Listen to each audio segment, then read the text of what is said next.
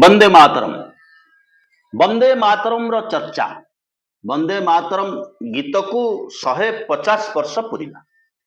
ପାର୍ଲାମେଣ୍ଟରେ ତମାମ ଗୋଟେ ଦିନ ଲୋକସଭା ଗୋଟେ ଦିନ ରାଜ୍ୟସଭା ମୋଦି ଆହ୍ୱାନ ଦେଇଥିଲେ ଆସ ଚର୍ଚ୍ଚା କରିବ। ଦାସେ ଯାଇଥିଲେ ଫାଣ୍ଡିକୁ।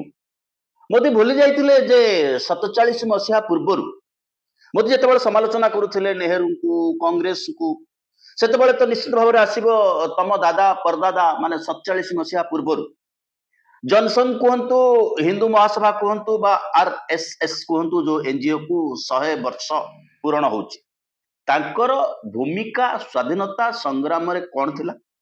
ନୀରବ ଥିଲେ ନା ଫିରିଙ୍ଗିଙ୍କ ପଟିଆ ଥିଲେ ବ୍ରିଟିଶଙ୍କ ପଟିଆ ଥିଲେ? ଏତକ ଭୁଲି ଯାଇଥିଲେ।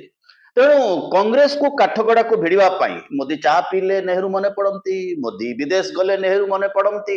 ନେହେରୁ ଆଉ କଂଗ୍ରେସ ମୋଦିଙ୍କ କାନ୍ଧରେ ଦୁଇ ଭୂତ ହେଇକିରି 12 ବର୍ଷ କାଳ ଗତି କରିବାର ଆମେ ଦେଖିଛୁ।